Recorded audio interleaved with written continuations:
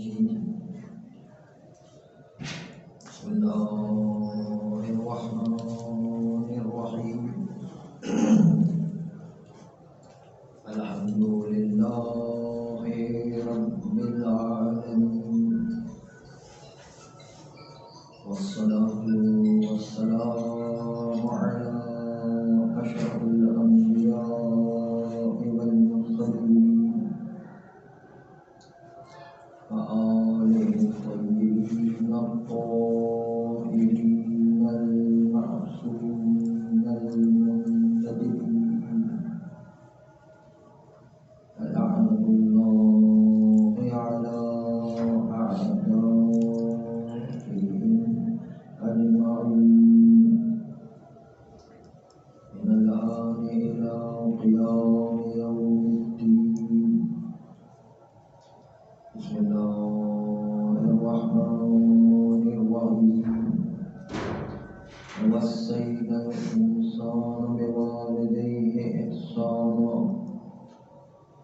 حملته أمه كرها ووضعته كرها فقال مرج البحرين يلتقيان بينهما برزخ لا يبغيان فبأي آلاء ربكما تكذبان يخرج منهما اللؤلؤ والمرجان فبأي آلاء ربكما تكذبان وقال أيضا ألا بذكر الله تطمئن القلوب. صدق اللهم صل على محمد وآل محمد. عزیزان محترم آپ سب کو شعبان کی جتنی بھی ولادتیں ہیں مبارک ہو. اس میں شہزادی زینب کی ولادت، امام حسین علیہ السلام کی ولادت، حضرت ابوالفضل عباس علیہ السلام کی ولادت، امام زین العابدین علیہ السلام کی ولادت، ایک روایت کے مطابق حضرت قاسم کی ولادت، حضرت شہزادہ علی اکبر کی ولادت، اور آخر میں زمانے کے امام زمانہ صلی اللہ علیہ وسلم.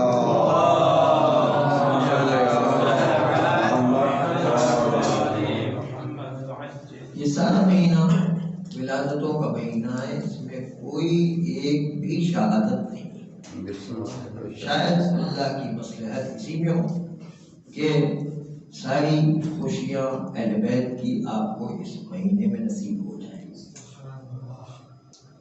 چنانچہ جو 3 آیات آپ کی خدمت میں پیش کی گئی، اس میں بیان شروع کرنے سے پہلے تذکر دے دیں کہ ہم جو بیان کر رہے ہیں علماء سے استفادہ کرتے ہوئے، اس میں بھی خصوصاً مولانا صادق حسن صاحب سے استفادہ کرتے ہوئے مطالب کو آپ کے سامنے پیش کرتے ہیں. ہماری نہ کوئی محنت ہے، نہ کوئی ریسرچ ہے، نہ کوئی تحقیق ہے، نہ کوئی محنت ہے. اصل تو یہ علماء کی محنت ہے جن کو آپ کے سامنے جو اچھی چیز لگتی ہے وہ آپ کے سامنے پیش کر رہے ہیں. چنانچہ الا بذکر اللہ تطمئن القلوب کے سلسلے میں آپ کسی بھی ڈاکٹر کے پاس چلے جائیں تو وہ آپ کو تمام بیماریوں کے سلسلے میں ایک ہی جملہ کریں گے کہ بھائی ساری بیماریوں کی وجہ ٹینشن ہوا کرتی ہے، ساری بیماریوں کی وجہ ڈپریشن ہوا کرتا ہے، ساری بیماریوں کا سبب آپ کے ذہنی فشار کی وجہ سے ہوا کرتا ہے. لیکن یہ آدھی بات ہے، آدھی بات جو اصل بات تھی وہ بیان نہیں کر رہے، اس لیے علاج صحیح نہیں ہوتا ہے. چنانچہ یہ جو کہتے ہیں ٹینشن، ڈپریشن اور ذہنی دباؤ، یہ ایسے کہ کوئی آدمی ان کو ختم کرنے کے لیے نیند کی گولی استعمال کرتا ہے، کوئی آدمی اس کو ختم کرنے کے لیے ٹرانکولائزر استعمال کرتا ہے، کوئی جو ہے وہ نشہ آور چیزیں استعمال کرتا ہے تاکہ ذہنی ٹینشن نہ ہو، انسان جو ہے سکون کے عالم میں رہے، اور کوئی انجیکشن لگایا کرتا ہے۔ تو یہ ساری جو ہے چیزیں علاج کے لحاظ سے غلط علاج ہو رہا ہے، یہ صحیح علاج نہیں ہے۔ علاج جو قرآن مجید نے بتایا ہے وہ سب سے بہترین علاج ہے۔ الا بذکر اللہ تطمئن القلوب، یاد رکھو کہ دلوں کا اطمینان ذکر خدا سے ہوگا۔ ذکر خدا ہوگا تو آپ کے دل کو سکون ملے گا، دل کو سکون ملے گا تو ٹینشن، ڈپریشن، یہ ساری چیزیں جو ختم ہو جائیں گی، اور اس کے نتیجے میں ساری بیماریاں ظاہر لفظ اور آپ کا دل ہمیشہ سکون کے ساتھ رہے گا۔ لیکن اصل مطلب یہ کہ ذکر خدا ہے کیا چیز؟ ذکر خدا کس کو کہتے ہیں؟ ذکر خدا نام ہے اس چیز کا کہ انسان اپنے ہر عمل میں یاد رکھے کہ میرے اس عمل کے پیچھے اللہ راضی ہے یا نہیں۔ یہ اصل ذکر خدا ہے، میرے عمل میں اللہ راضی ہے اس کام کے لیے یا راضی نہیں ہے، اس کا نام ہے ذکر خدا سے، کہ اللہ کو یاد رکھنا ہے۔ ذکر کا مطلب ہی یاد رکھنا، اللہ کو یاد رکھنا یعنی ہر کام میں یاد رکھے کہ اللہ اس سے راضی ہے کہ نہیں۔ ذکر کے 3 مرحلے، ایک زبانی ذکر ہوگا جس کو ہم تسبیح کہتے ہیں، اس میں سب سے بہترین تو تسبیح فاطمہ زہرا صلوات اللہ۔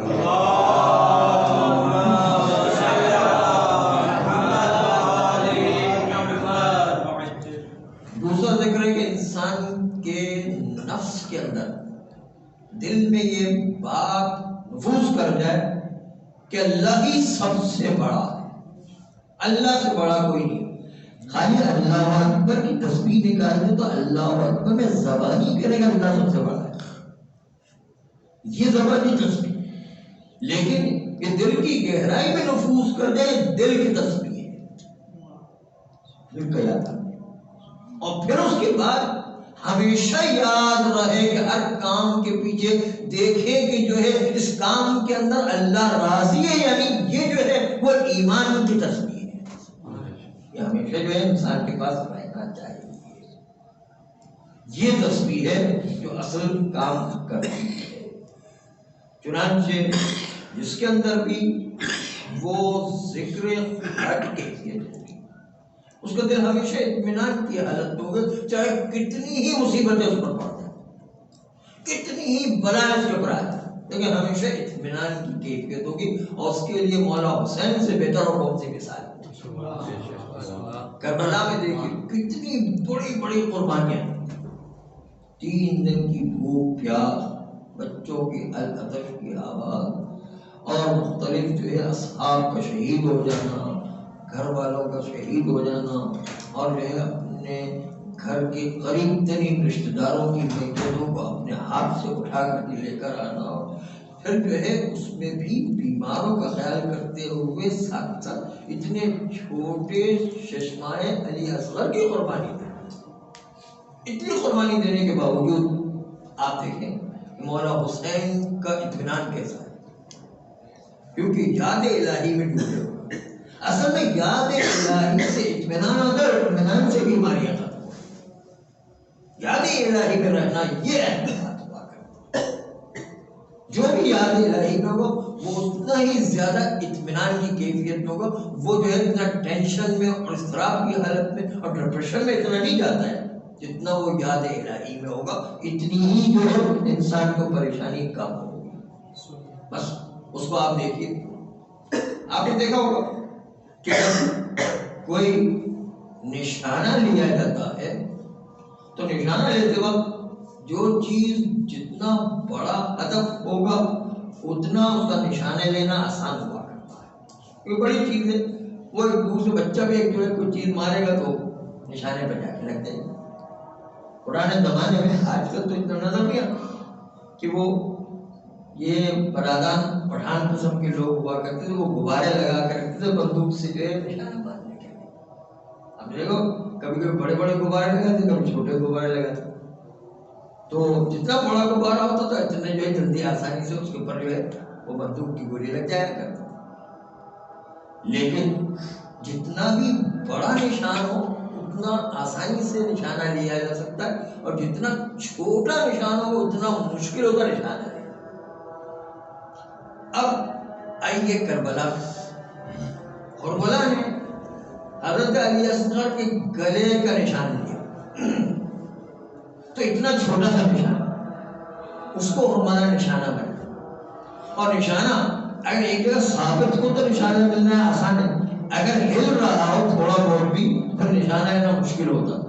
اس کا مطلب ہرملا کا تیر عین علی اصغر کے گلے پر جا کے لگا، اس کا مطلب ہے کہ مولا حسین کا اطمینان اتنا زیادہ تھا کہ اطمینان سے مولا حسین نے علی اصغر کو ایسا تھاما ہوا تھا کہ بالکل جو ہے ہاتھ اپنی جگہ پر جمے ہوئے تو اطمینان کی گئی. اسی لیے تو جو ہے نشانہ جو ہے ہرملا کا اپنی جگہ پر صحیح پر لگا. یہ ہوتا ہے اطمینان کے کتنے بھی مصائب آتے کہ انسان اگر یاد الہی میں تو اس کو کوئی پریشانی نہیں ہوا. یاد الہی کا نتیجہ یہ ہوگا کہ انسان کے لیے نہ ٹینشن ہے، نہ ڈپریشن ہے، نہ جو مختلف قسم کی بیماریوں کے لیے مختلف چیزوں کو استعمال کرنے کی ضرورت. یا ملائکت خاشعین کو آپ دیکھیں، ملائکت خاشعین معراج کی تقریروں میں آپ سنتے رہتے ہیں کہ پیغمبر اسلام صلی اللہ علیہ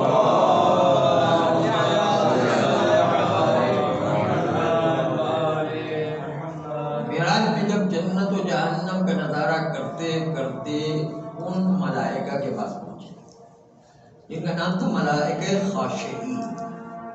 خاشعین یعنی اللہ کے خوف و خشیت الہی سے اتنے کانپتے ہیں کہ جس سے جو رکوع میں ہے تو رکوع میں ہی رکوع کیے جا رہا ہے، جو سجدے میں ہے تو سجدے ہی میں خوف الہی میں پڑا، جو قیام کی حالت میں خوف الہی میں وہ اسی قیام کی حالت میں.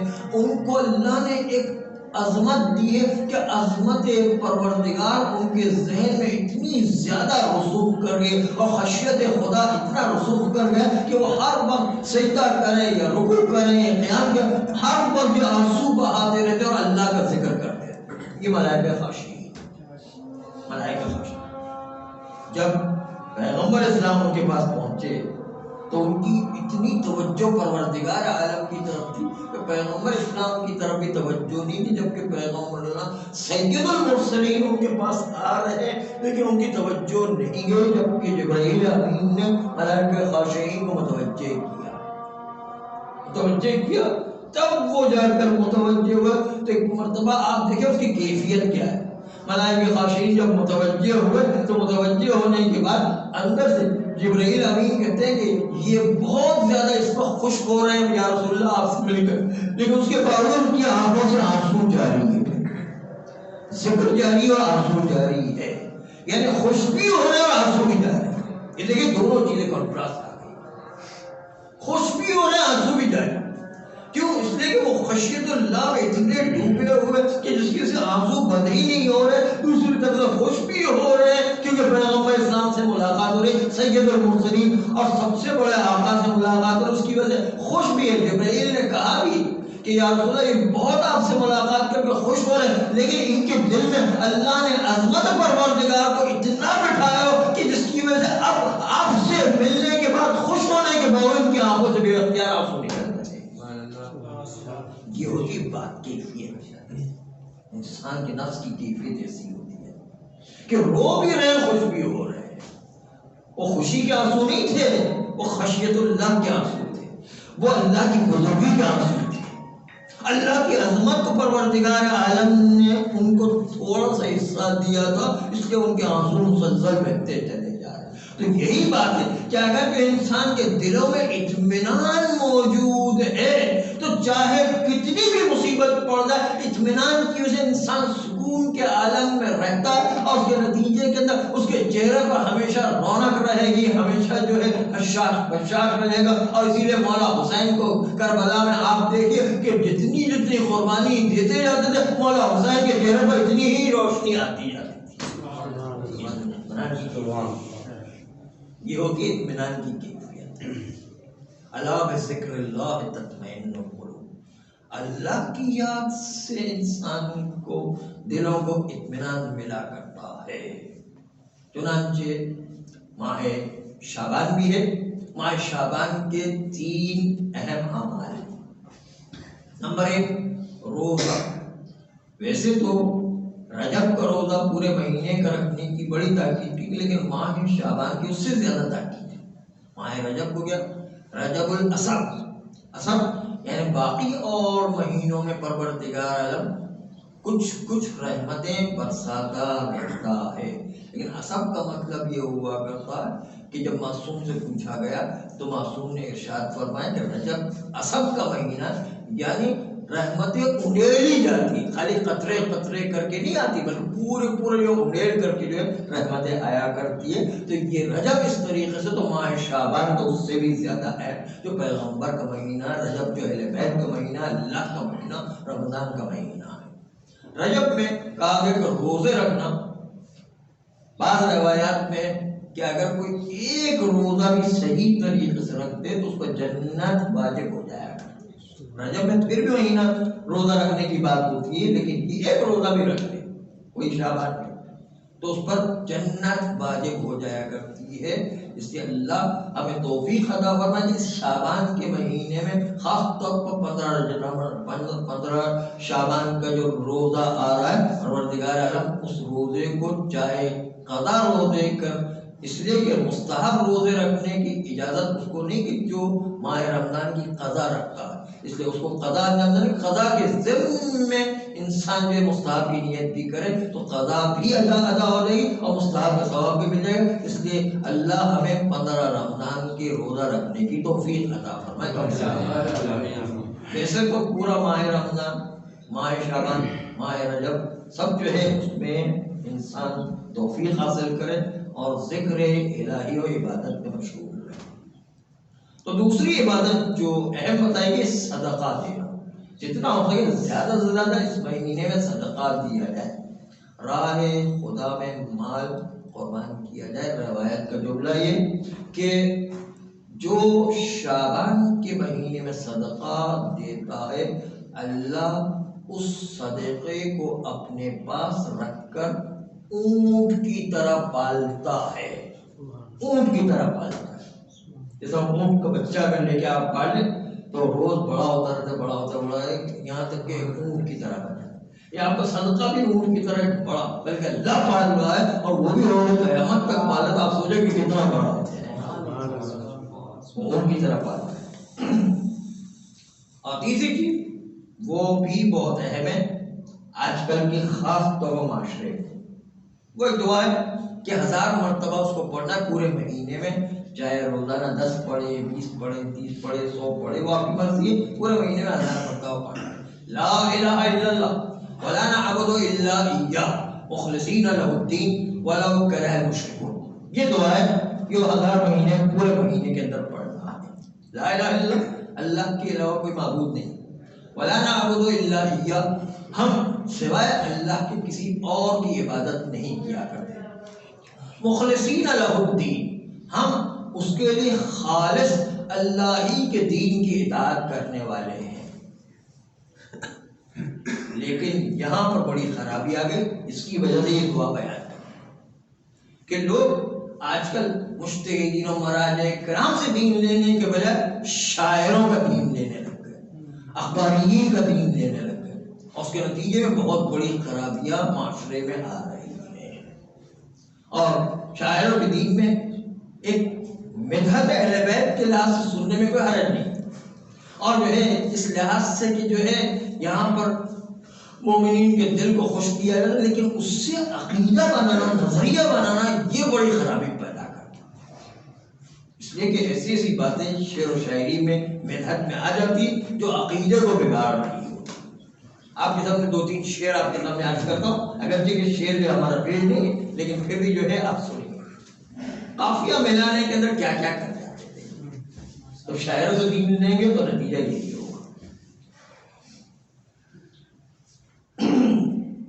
عابد بھی تو ہے اور معبود بھی تو. خافیہ ملانا عابد بھی تو ہے معبود بھی تو یقیناً امام عابد تو ہے لیکن معبود پروردگار عالم کے علاوہ کوئی معبود نہیں. ہم صرف اللہ کی عبادت ولا نعبد الا اياه، ہم صرف اللہ کے علاوہ کسی اور کی عبادت نہیں کرتے. یہ جو ملایا قافیہ کا عابد بھی تو ہے معبود بھی تو، امام کو عابد بھی قرار دیا معبود بھی قرار دیا. شعر و شاعری کے قافیہ مزہ لینے کی بات الگ ہے. آپ کے عقیدے مضبوط ہے لیکن آئندہ آنے والا بچہ جس نے اس شعر کو یاد کر لیا ہے وہ تو اپنا عقیدہ بنا کر کے بیٹھ جائے گا اور کہے گا بھائی میں تو بچپن سے سنتے آ رہا ہوں، اور اس کا عقیدہ بگڑ کر کے دیکھا. یہ جو ہے خرابی شعر و شاعری میں آ رہی ہے. یا جو ہے بعض جگہوں پر شعر و شاعری میں ساجد بھی تو ہے مسجود بھی تو. اب دیکھیے قافیہ ملا ہے یہ ساجد بھی تو. ساجد تو یقیناً جو ائمہ معصومین ہے سجدہ کرنے والے سید سجاد، ساجد بھی تو ہے لیکن مسجود جس کا سجدہ کیا جائے وہ بھی امام کو بنا دیا، اور مسجود صرف پروردگار عالم سے جس کا سجدہ کیا جاتا ہے. اور قافیہ ملانے میں یہ خرابی پیدا کر دی. قافیہ ملانے جو ہے کتنی گڑبڑ کر دی. بچہ ابھی شعر کو یاد کر لے گا، بچپن سے اس کو پڑھتا آئے گا تو آخر میں اس کا عقیدہ بن جائے گا. اس کا نتیجہ کہ بھائی ہم تو بچپن سے سنتے آ رہے ہیں. نتیجہ کیا ہوگا؟ سارا عقیدہ خراب ہوگا. ایک چھوٹی سی بات ہوتی ہے جو بگاڑ پیدا کرتی ہے، آہستہ آہستہ کر کے ساری پورے جو ہے معاشرے میں عقیدے کی خرابی آ جایا کرتی. بات شروع ہوتی چھوٹی سے. یہ جو ایک صاحب کہہ رہے تھے کہ خدا عظیم ہے. کیا اچھی بات کہی ہے، کیا مدحت کی بات. لیکن اس کے بعد جو ہے خدا عظیم ہے لیکن میرا حسین عظیم تر ہے. حسین کو اللہ سے بھی عظیم تر بنا دیا. قافیہ ملانے کی خاطر دیکھیں کیسے کیسے الفاظ استعمال کر. مزہ لینے کی خاطر اچھا ہے، ایک انسان جو ہے اہل بیت کی مدح سنتا اس کے لحاظ سے ٹھیک ہے، لیکن وہ جس کے عقیدے صحیح ہے ایسا نہ ہو کہ بچوں کے عقیدے ہی بگڑتے چلے جائیں ایسے الفاظ کے نتیجے میں. اور اس کا خطرہ اس سے بھی زیادہ ہے جو کسی منقبت اور کسی نعت کو موسیقی کے طریقے پر دیکھتے ہیں. اس میں موسیقی کا خطرہ ہوا کرتا، وہ اپنی جگہ پر کھڑا ہے لیکن اس سے بھی زیادہ یہ خطرہ عقیدے کے بگاڑ کا اس سے زیادہ خطرناک ہے. اس سے زیادہ خطرناک عقیدہ ہے جو عقیدے کا بگاڑ پیدا کیا جا رہا ہے شعر و شاعری کے ذریعے سے، منقبت کے ذریعے سے، اور جو شاعری کے اس انداز کے قافیے ملا. بھائی قافیہ ملانا تو کوئی دوسرا قافیہ ملاؤ، ضروری تھوڑی کہ شرط بجائی قافیہ ملاؤ. قافیہ ملاؤ جو واقعی قافیہ ہوا کرتا ہے.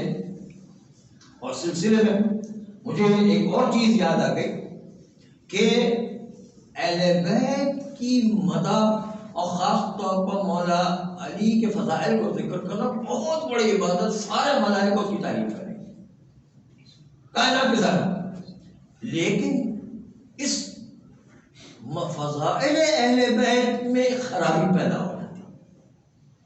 وہ یہ کہ جو بھی ہم مولا کے فضائل بیان کریں گے دشمنان اہل بیت وہی فضائل لے کر اپنے دوستوں کو پیش کر دیا کرتے. ہم نے جو ہے مولا علی کو صدیق اکبر کہا تو وہاں انہوں نے کسی فلاں صاحب کو صدیق اکبر بنا دیا. رسول اللہ نے کسی کو فاروق اعظم بنایا، مولا علی کو فاروق اعظم کہا تو کسی صاحب کو جو ہے فاروق اعظم بنایا.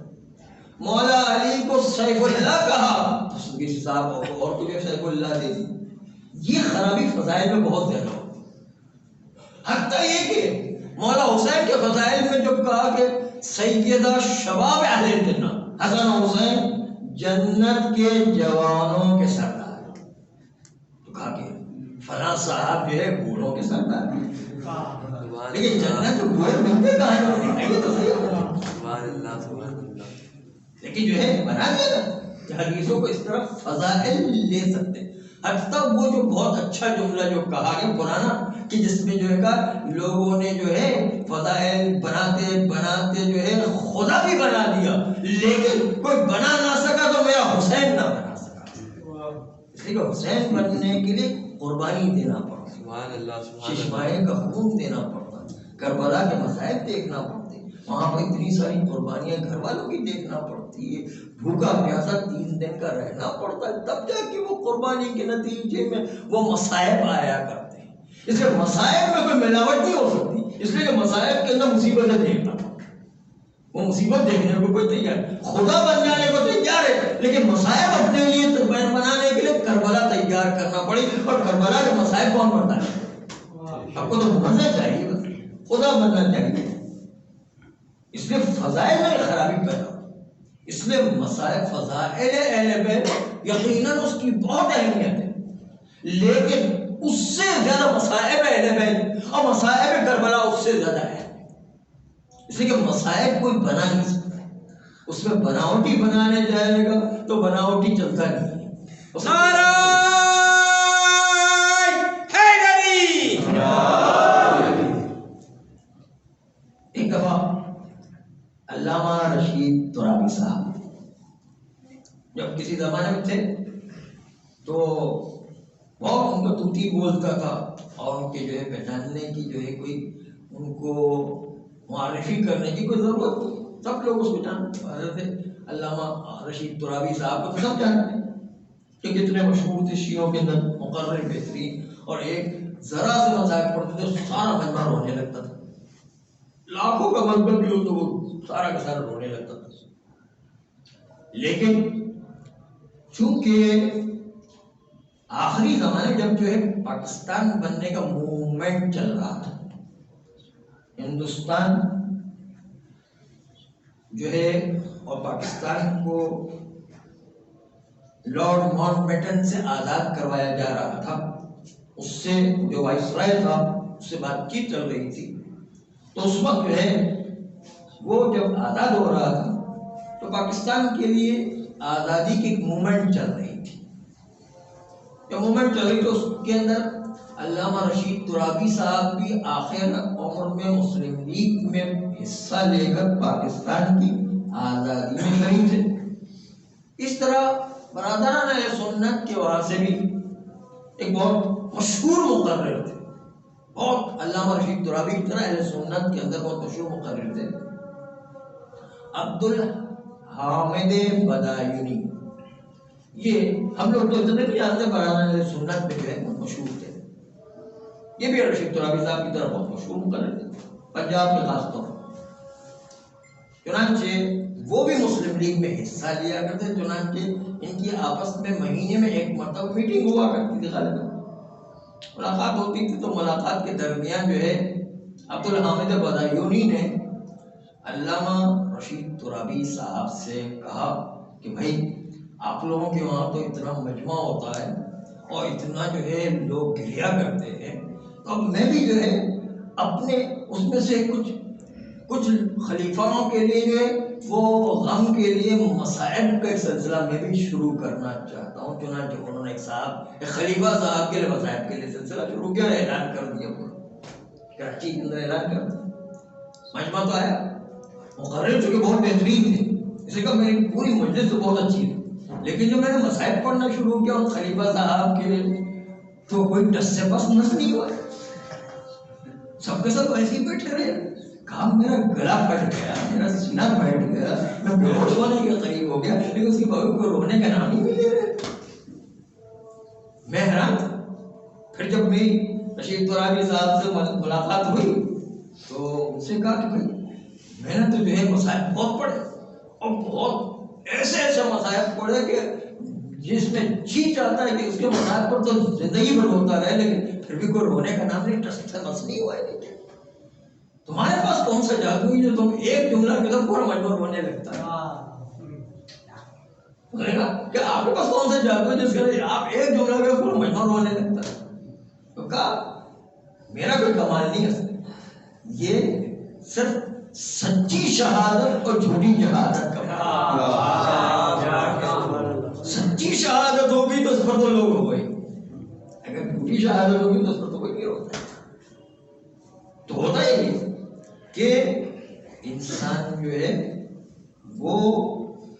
جو اہل بیت علیہ السلام کے راستے پر چلنا چاہتا ہے، سادات کرام جو عزاداری کو لے کر آتے، جو منقبت کو لے کر آئے تھے، جو اہل بیت کی مدح کو لے کر، وہ صحیح طریقہ تھا، لیکن اس کے بعد اب اس کے اندر نئی نئی چیزیں ایسی ایڈ کر دی جا رہی ہے جس کے اندر شرک و بدعت پھیل رہی ہے اور گناہوں کا بازار کرا ہوا ہے۔ موسیقی تو اپنی جگہ پر وہ پھر بھی چھوٹا گناہ ہے، یہاں تو شرک کی بدعتیں شروع ہو رہی ہے۔ اس لیے جو ہے آگے جا کر نسلوں میں یہ عقیدے بگڑ جانے کا خطرہ ہے۔ اس لیے شاعروں سے عقیدہ نہ لیا جائے، شاعروں کو صرف مدح سننے کے لیے اور عقیدت کی حد تک صحیح ہے، لیکن اس سے عقیدہ بنانا درست نہیں ہے۔ عقیدہ بنائیں گے تو نتیجہ ہوگا بچپن سے جو لوگ سنتے آئیں گے تو وہ کہیں گے بھائی بچپن سے سنتے ہیں، اس کا نتیجہ غلط سلط عقیدہ شیعت میں رائج ہونے لگ جائے۔ بس اس دعا کی آپ نے خاصیت سنائیں گے، لا الہ الا اللہ ولا نعبد الا ایہ، ہم سوائے اللہ کی کسی اور کی عبادت نہیں کیا کرتے، مخلصین لہ الدین، ہم خالصتاً اللہ کے دین میں خالصتاً انجام دیا کرتے ہیں عبادتوں کو، وَلَوْ كَرِهَ الْمُشْرِكُونَ، اگرچہ کہ مشرکوں کو کتنا ہی برا کیوں نہ لگے۔ تو یہ دعا پڑھنا 1000 مرتبہ پورے مہینے میں، پھر آپ اس میں جو ہے وہ کتنی فضیلتیں لکھی، ان میں سے ایک فضیلت صرف یہ کہ اگر کوئی یہ 1000 مرتبہ دعا کو مکمل کرے ماہ شعبان میں تو گویا کہ اس نے 1000 سال کی عبادت پر یہ ایک ہے۔ اس کے علاوہ بہت ساری فضیلتیں بے شمار اس کی برکتیں ہیں۔ چنانچہ یہ دعا پڑھنے کا اصل مقصد یہی تھا کہ شاعروں سے دین نہیں لینا، ہمیں مجتہدین کرام اور مراجع کرام سے جو فتویٰ اور ان کا جو عقیدہ اور نظریہ ہے اس کے حساب سے چلنا ہے، ائمہ معصومین سے چل کر آیا، نہ کہ